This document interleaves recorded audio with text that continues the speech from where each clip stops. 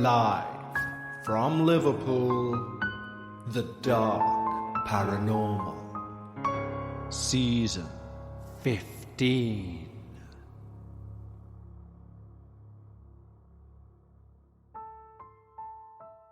Hello everyone, and welcome back to The Dark Paranormal Season 15, Episode 8. And for the eagle-eared amongst you, you may well notice a difference in how I sound, and that's because I've had to set up a temporary studio in my dad's house, which is very nice, but it's different than what I'm used to. So if there's a slight difference, I do apologise if it affects your listening quality, hopefully not. And we have one hell of an experience to give to you today. It's truly unbelievable that next week will be the penultimate episode of Season 15. I genuinely don't know where this season's gone. But I know one thing: the episode we give you today, next week, and definitely the finale are all episodes which should, at the very least, make you look over your shoulder. But of course, before we reach any of that, we need to thank our wonderful team over at Patreon. Now, when you join our Patreon, not only do you receive everything that's on this feed, both ad-free and before everyone else, you can also receive complete access to the full back catalogue of Dark Bites. Dark Bites is a weekly Patreon-only podcast which covers some of the shorter stories which didn't quite make the main show. And there's well over 70 hours worth of Patreon-only content. And of course, we release a new episode of Dark Bites each and every Sunday of the year, even on the downtime between seasons. And therefore, with the break in seasons coming up, now is the perfect time to sign up. But aside from all of the Patreon extras, the ad-free episodes, early releases, and Dark Bites, the best thing about Patreon is the community itself. We have built a genuine community of like-minded paranormal enthusiasts over at Patreon. And we'd love to extend an exclusive invitation just for you. Simply head over to patreon.com/thedarkparanormal. Just like the following wonderful new team members have: Kirsten Foley, Dylan Guerra, Kate, Melissa Goodine, Jill White, Susan Burkholtz, Danita Kelly, Cole Camrath, Ashley Lawson, Beck Stone, Holly Smith, Dustin Lindsay, Brandy Darst, Tavia Dillon, Lee Lane, Ian McNee, Heather Walsh, Liam Nielsen, Jalissa Hankins, Daniel Chapman, Nick Mouch, Jordan Grout, Brittany Bent, Sarah Camp, and Chantel Smith. Thank you so much for the support, guys. It genuinely means the world. So if you like the sound of early ad-free releases and, of course, access to the Dark Bites back catalogue, head over to patreon.com/thedarkparanormal. But right now, it's time. Lower those lights, make yourself comfortable, and most importantly, leave your disbelief at the door, as we hear all about the Darkest Benevolence. My name's Sally. I'm a long-time listener and first-time writer. I've been glued to your podcast for ages, amazed and sometimes chilled to the bone by the experiences your listeners share. I, too, have my own story to tell. I don't share it often due to previous ridicule, but after listening, I feel this is the right place to share my story. I used to work as a nurse in the 80s. It was a pretty normal job.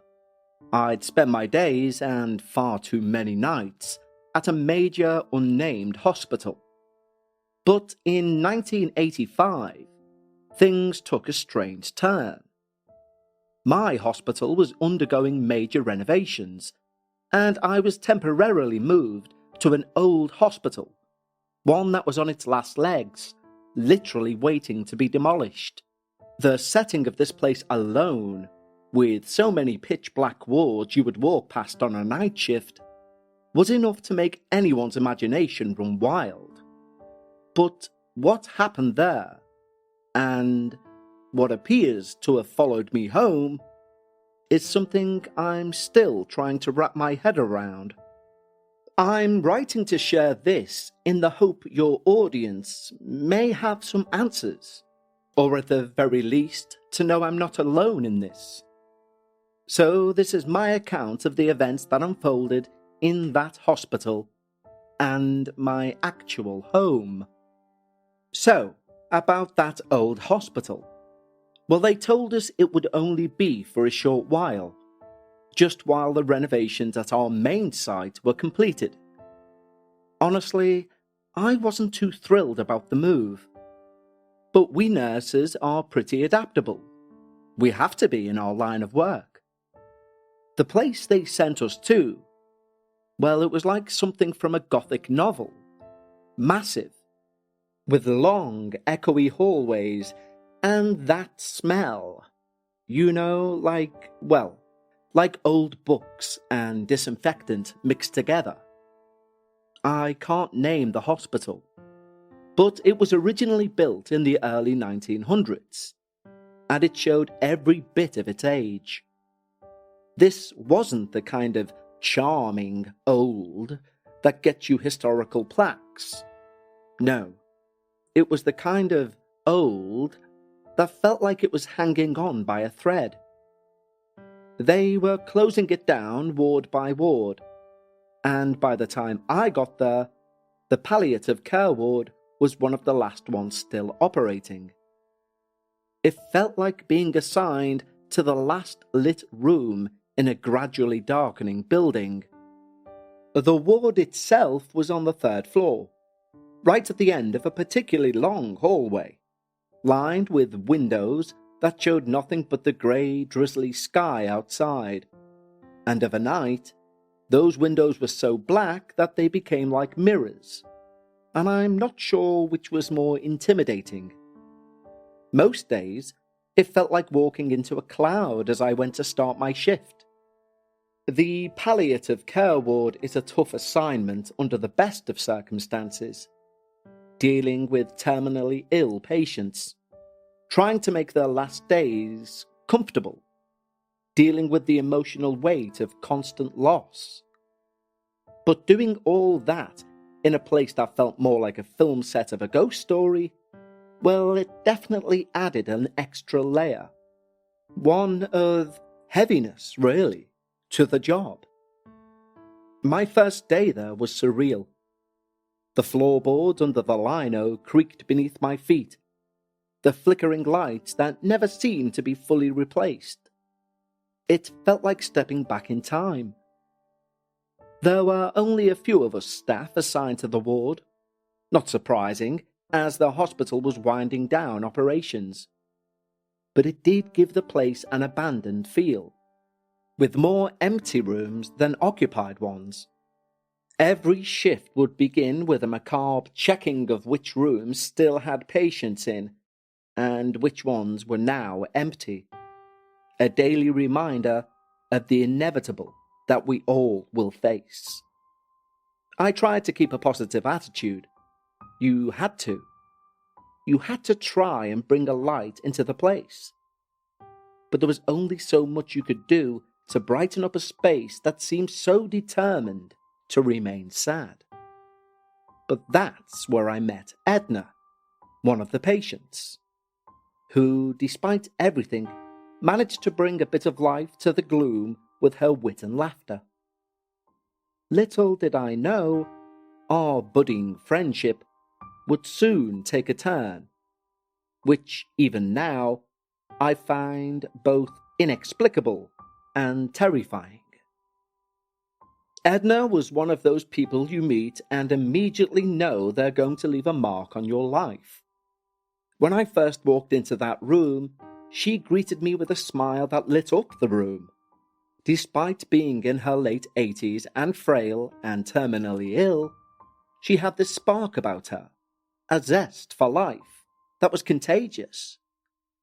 From our very first conversation, it was clear that Edna was not your typical patient. She had a sharp wit and a penchant for jokes that would make a sailor blush. Every morning, as I made my rounds, I would look forward to reaching her room, like a little oasis of joy amongst the daily reminders of mortality that fill the ward. I began bringing fresh flowers for her every day. Only a small gesture, but something that would make her eyes sparkle. She loved tulips and daisies. Over the weeks, I learnt a lot about Edna. She'd been a school teacher most of her life. She'd never married or had kids, and filled her days with friends, books, and what she liked to call mischief. She had this laugh, a heavy, hearty, mischievous, and full of life laugh, one which would echo down the hallways, challenging the sombre silence. But as the days passed, I noticed changes in Edna. It began subtly. Her laughs became less frequent, and she grew more tired. Conversations we used to have about her adventurous youth or her cheeky escapades turned shorter. I attributed it to the natural progression of her condition. But there was something else in the back of my mind, a nagging feeling that something else was amiss. She began to spend more time sleeping, her once vibrant expressions fading into a tired, weak smile. It was heartbreaking to see such a lively spirit being dulled.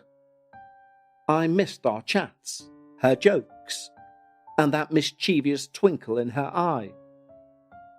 But I still continued bringing flowers, hoping at least each bouquet might bring a bit of colour back to her increasingly pale cheeks. Then, one day, everything changed. I walked into her room with a fresh bunch of daisies, expecting to see her resting quietly. But no, she was standing by her bed. Not only a sight I hadn't seen in weeks, but one I didn't think she was physically capable of. But this time there was no warmth in her eyes. Her gaze was cold, piercing in fact, and she stared right through me, with an intensity that literally stopped me dead. Before I could ask if she needed any help, she pulled the IV from her arm, causing a small amount of blood to spill on the floor. And her voice, when she spoke, was nothing like the playful tone I was used to. It was accusatory, chilling. "You caused Howard's death," she said, and she pointed a shaky finger at me. Those words hit me like a physical blow. In a panicked daze, I ran to get help, but when I returned with a nurse from the next ward, it was too late. Edna was on the floor, lifeless, her accusation still hanging heavily in the air. The image of her lying there, the aftermath of her final confusing words, haunted me, as they still do today. What she meant, how she knew about Howard, are mysteries that began a series of events I'm still struggling to understand. That moment with Edna shattered the ordinary rhythm of my nursing duties and thrust me into a spiral of confusion and fear. Her accusation about Howard was not just unsettling, it was deeply personal. You see, Howard had been my fiancé, and he'd committed suicide. His tragic death had left a scar that I'd painstakingly tried to heal over the years. But to hear his name in such a startling context, especially from Edna, whom I'd never spoken to about my past, was jarring to say the least. Howard was a complex soul, prone to bouts of depression and paranoia. Like most relationships, ours had its ups and downs, but the ups were very up and the downs very down, largely due to his mental health struggles. He was constantly worried that I was going to leave him, and despite my reassurances, he convinced himself I was. His death was a heartbreaking end to a series of misunderstandings and tragic decisions. He overdosed in our kitchen one quiet Sunday afternoon. A day, as you can imagine, that's permanently etched into my memory.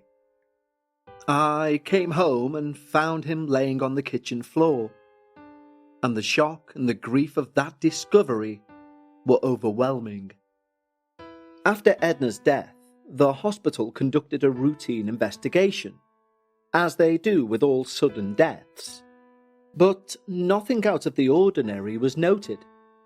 No one could explain her last words to me, and my questions therefore remained unanswered. Her file didn't mention any cognitive decline that could explain such a delusion or hallucination, and her accusation seemed all the more mysterious because of that. The days following were tough. I kept replaying that moment over and over in my head, trying to understand how Edna could have known about Howard.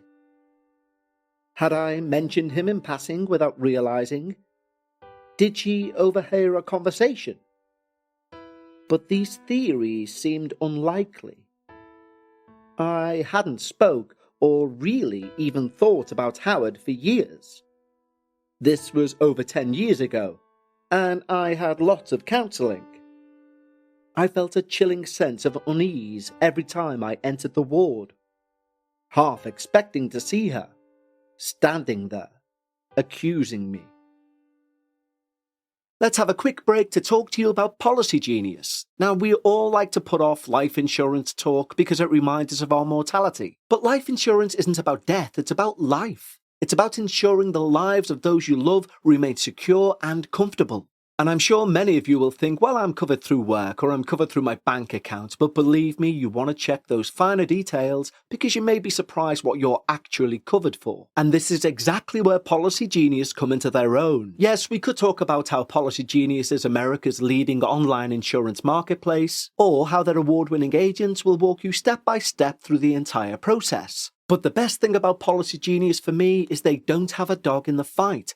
They're not going to strong-arm you towards one company or another. They've no incentive to do so. Their only incentive is to listen to your needs, scour America's top companies, and find you the best price. For example, with Policy Genius, you can find life insurance policies that begin at just $292 per year for $1 million of coverage. Some options even offer same-day approval and avoid unnecessary medical exams. There's a reason why Policy Genius has thousands of 5-star reviews on Google and Trustpilot, and you'll find out what it is when you tick life insurance off your to-do list with Policy Genius. So head over to policygenius.com or click the link in the description to get your free life insurance quotes and see how much you can save. That's policygenius.com. I was granted a leave of absence due to the emotional toll the incident took on me. I needed time to regroup, to settle the turmoil that had been stirred up. But leaving the hospital didn't mean leaving the experience behind. If anything, it followed me home. It began with small but barely noticeable things. I would catch a glimpse of a figure in the mirror, or a reflection of a window, and I'd turn around and obviously there would be no one there. At first, I chalked it up to stress and grief, the shadows in my mind playing tricks on me. But then things began to escalate. One night, as I lay in bed trying to sleep, I heard the unmistakable sound of a man crying. It was faint, distant, yet distinctly real. But most terrifyingly of all, I recognized the sobbing. It was Howard. I had heard that same desperate sobbing in the darkest days of his depression. He would lock himself in the bathroom and just cry. The house was empty, but this sound was as real as the laptop I'm writing on right now. Shaken, I searched the entire house.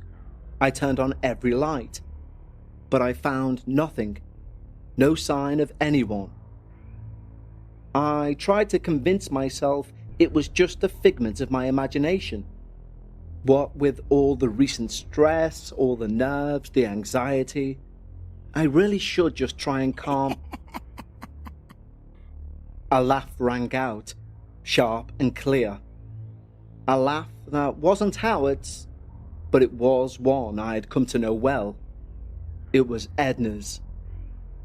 The sound seemed to come from upstairs, and I hesitantly made my way to the source. With my heart pounding and the atmosphere feeling heavy, like it was charged with an energy, I noticed the bathroom door, which I knew I had left open, was now firmly shut. Maybe this was where the sound came from. I stood outside. I gathered the courage to open it, when just as I'm reaching for the handle, I leapt back. I took a deep breath and I screamed no as I opened the door, but the room was empty. But the shower curtain was swaying slightly from some movement. I tentatively pulled it back, half expecting to find someone, but again there was no one there. Relief washed over me, but it would be short-lived. As I turned to leave, the sobbing started again. I just slumped against the bathroom wall. The mournful sound filled the house. I knew this was not my imagination. I just didn't know what to do.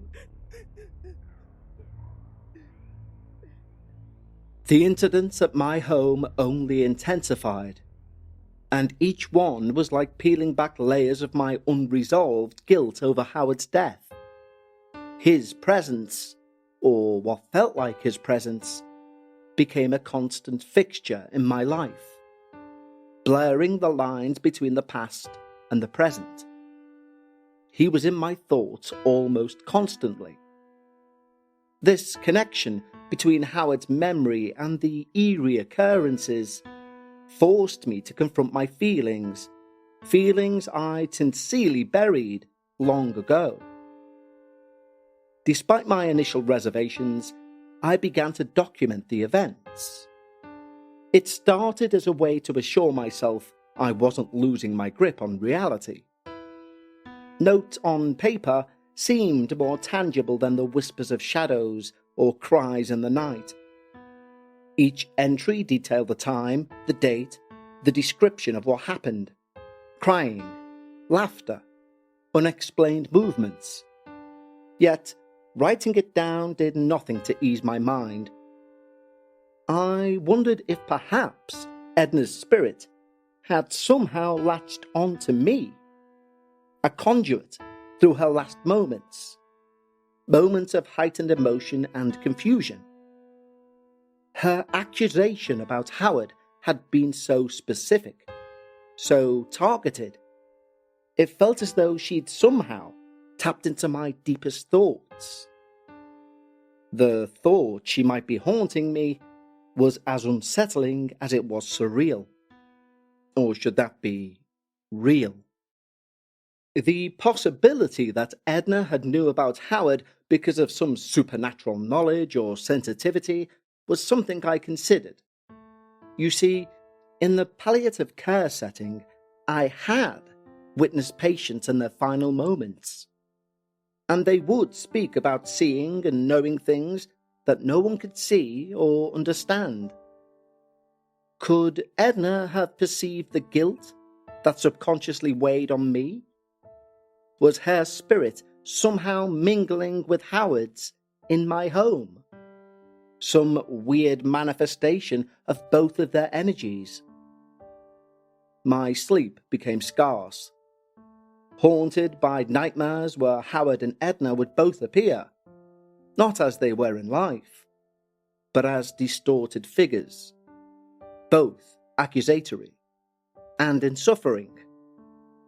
The boundary between when I was awake and asleep began to blur.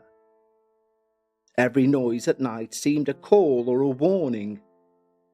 I started seeing shadows, fleeting glimpses that would vanish when I tried to look at them. And the air in my home felt thicker, charged, with some silent tension that seemed to press against my entire being. Desperate for relief, I sought out the advice of a therapist, hoping to find a rational explanation or at least some strategies to cope. The sessions helped me understand that whether the hauntings were real or not, my reaction was valid. And they did indeed help. But understanding does not equate to solving, because those occurrences did not stop. If anything, they adapted, as if they were aware of my attempts to rationalize them away. It was during one particularly distressing episode, where the sobbing Howard seemed to be right outside my bedroom door, that I decided to take a more direct approach. If these spirits, or my mind's creations, were calling for attention, then perhaps facing them head-on was the only thing to do. I considered spiritual or paranormal intervention something I thought I would never entertain. And this decision led me to seek help from someone I hoped was more accustomed to dealing with these matters. My original hospital's chaplain. His reaction to my story was one of concern, but thankfully not one of disbelief. He listened intently, his expression thoughtful, and when I finished, he offered not just sympathy, but a practical suggestion. He wrote down the phone number of a priest he knew, someone allegedly experienced in matters more spiritual and mysterious than what typical therapists or even clergy could address. With the chaplain's note in my hand, I felt a mix of relief and anxiety.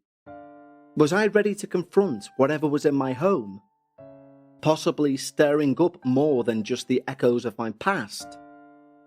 It was a question that weighed heavily on my mind as I prepared to meet the priest and discuss the possibility of him, doing God knows what, not knowing if I was stepping closer to a solution or deeper into the unknown.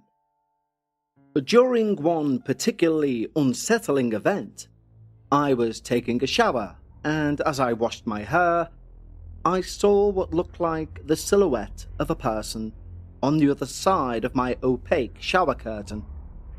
Well, my heart raced as I watched this outline move closer towards the shower. Then I heard breathing, heavy breathing. I gripped the shower curtain and I yanked it back, only to find the bathroom empty, but the steam was swirling in the air, like something had just left the room. The very next morning, I called that priest. I was skeptical but desperate. We arranged a time for him to come to the house, and I explained the situation over the phone, my voice trembling as I recounted the events. He listened in silence. He interjected occasionally, asking a few pointed questions about the occurrences. I think he was trying to decide if I was mad or genuine. Thankfully, he believed the latter. When the day arrived for him to come around, I found myself unable to be in the house. The thought of being present whilst confronting whatever spirits haunted my home was just too overwhelming. Instead, I decided to visit Howard's grave, a place I hadn't been since his funeral. It seemed, for some reason, to be the right place to be, whilst the priest done whatever he was doing in my home. I spent that time at the cemetery talking to Howard, not sure if I was really expecting him to hear me or not, or if it was more for my own cathartic release. I apologised for the things left unsaid, for not being there when he might have needed me the most. It felt like a necessary step, a way to address the guilt that Edna's accusation had stirred up in me. Meanwhile, back at my house, the priest was, I imagine, moving through each room, saying prayers, doing whatever ritual it was. By the time I returned, he was just finishing. He had a solemn look on his face. He offered no details, just a simple assurance that it was done, whatever it was. But the house did feel different, quieter, like a heavy weight had been lifted. Whether this peace was permanent or temporary, only time would tell. In the days following, the absence of the disturbances was both a relief and a source of suspense. I found myself waiting, almost expecting laughter or cries, but they never returned. The silence was profound, a stark contrast to the weeks of mysterious sounds and unnerving sights. And this peace allowed me to reflect on the events I'd been through. I began to feel a genuine sense of closure, not just regarding the recent hauntings, but also my past with Howard. My visit to the cemetery had been more healing than I anticipated, allowing me to vocalize and release the guilt that I'd carried since his passing. This emotional unburdening, coupled with the priest's seemingly effective ritual, gave me, for the first time, a true sense of peace that I hadn't felt in a long, long time. So much so, I felt the need to return to Howard's grave, to kind of say thank you, and I laid some flowers on his grave. As I was walking out of the cemetery, genuinely feeling like a weight was lifted, to my left I noticed a fresh grave. It was adorned with tulips and daisies, and it bore a photo embedded in the headstone. To my astonishment, it was Edna. Seeing her face, smiling like I remembered her in better days, brought back a rush of memories and a surprising wave of comfort. It felt like a sign, like a nod from the universe that the path I'd taken was the right one. This prompted a deeper reflection on the connection between our lives, our deaths, and what energies we leave behind. Could it be that Edna's spirit had indeed been reaching out through this veil in her last moments of confusion and pain? And maybe somehow, genuinely only God knows, in resolving my own unfinished business with Howard, I'd somehow helped Edna find her peace as well. While returning home from the cemetery that day, I felt a resolve strengthen in me. The fear that had once clouded me had lifted, and in its place, a cautious curiosity about the unseen world had taken root.